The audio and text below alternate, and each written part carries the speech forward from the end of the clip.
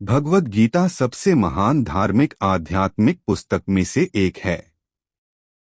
सार्वभौमिक सत्य के सिद्धांत के रूप में माना जाता है। यह लंबे समय से न केवल भारत के लोगों को बल्कि विदेशों में भी लोगों को प्रभावित कर रहा है। जैसा कि ऋषि वेद व्यास महाभारत लिखने के लिए जाने जाते हैं, गीता का हिस्सा होने के कारण उन्हें भी इसका श्रेय दिया जाता है।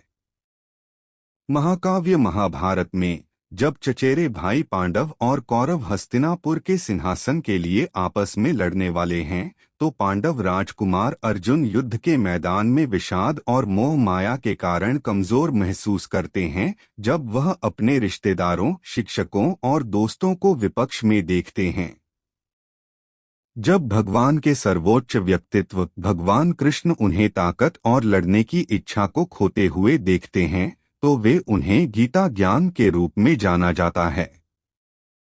भगवद गीता खोए हुए लोगों को रास्ता दिखाती है, भ्रमित लोगों को जवाब देती है और सभी को ज्ञान देती है।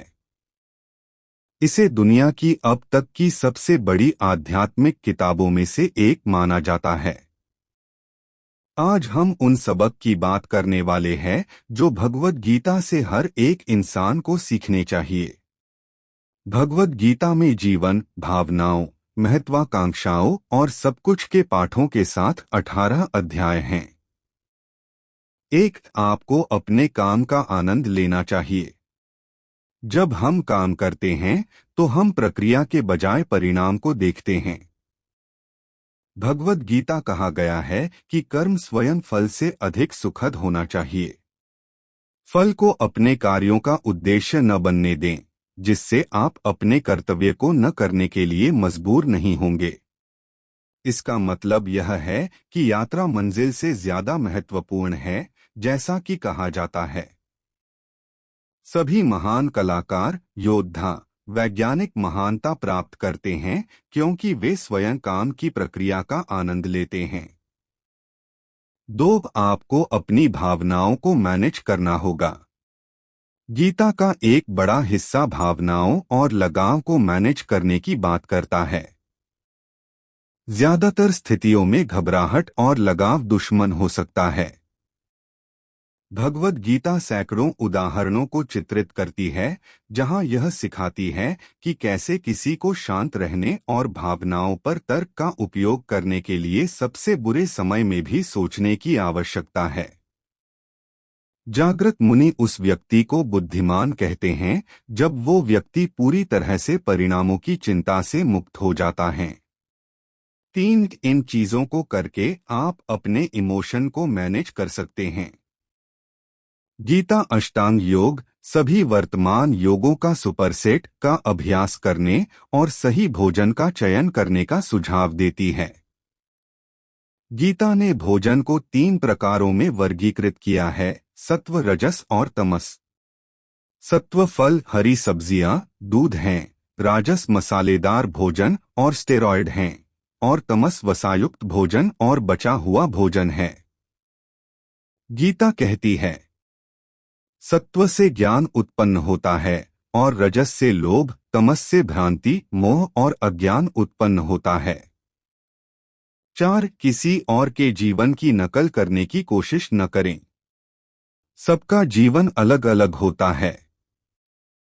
एक योद्धा सोच सकता है कि एक किसान का जीवन सुखद और खुशियों से भरा होता है। किसान सोच सकता है कि एक योद्धा का जीवन ऊर्जावान और सक्रिय है। दुनिया में दोनों के जीवन का समान महत्व है। घास हमेशा दूसरी तरफ हरी दिखेगी। जैसा कि गीता कहती है, किसी और के जीवन को नकल करके जीने से अच्छा है कि अपने भाग्य को अपूर्ण रूप से जिया जाए। 5, अपने लक्ष्यों को हमेशा याद रखें। जब हम दूसरों की नकल करने की कोशिश करते हैं, तो हम भूल जाते हैं कि हमारे अपने लक्ष्य और सपने क्या हैं। हम एक बेहतर व्यक्ति बनने की कोशिश करते हैं, भले ही यह बेकार हो, जैसे हम सोशल मीडिया साइटों में कैसे शो ऑफ करते हैं। 6, हर कोई आपके समान व्यवहार के लायक है। सरल शब्दों में सभी के साथ एक जैसा व्यवहार करें। गीता में इसके लिए एक पूरा अध्याय समर्पित है। शत्रुओं के साथ भी अच्छा व्यवहार करें, क्योंकि इससे आपके अंदर कम अपराध बोध होगा और आपके अंदर लड़ने के लिए भावनात्मक बोझ कम होगा।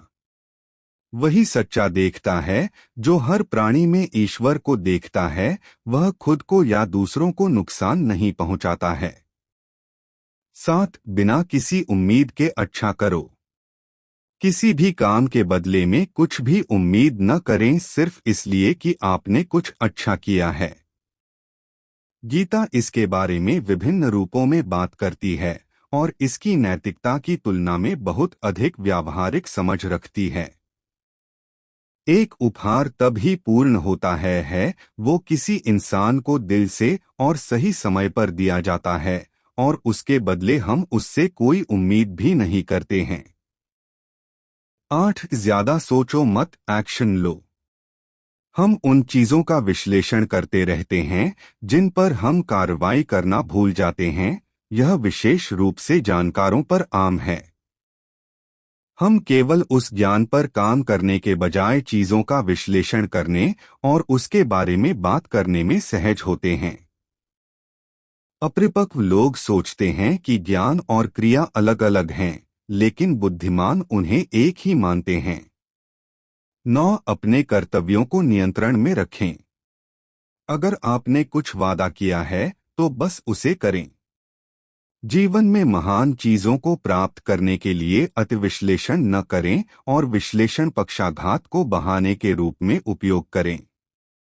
आप दूसरे के कर्तव्य को पसंद कर सकते हैं और अपने को नापसंद कर सकते हैं, लेकिन फिर भी अपना कर्तव्य स्वयं करें और दूसरे का नहीं, भले ही आप दूसरे का कर्तव्य बहुत अच्छी तरह से कर सकें, या आप विरोधों के क्षेत्र में फंसते चले जाएंगे और तुम्हारे दुखों का कोई अंत नहीं होगा।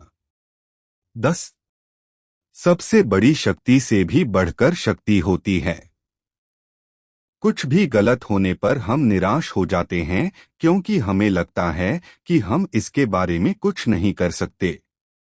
हम अंत में थक कर बैठ जाते हैं और सोचते हैं कि इसके आगे कुछ और नहीं हो सकता है। लेकिन गीता के अनुसार किसी न किसी रूप में सत्य की हमेशा जीत होती है। इसलिए आपको अपना कर्तव्य करते रहना चाहिए, भले ही आपका शत्रु दुर्जय दिखाई दे।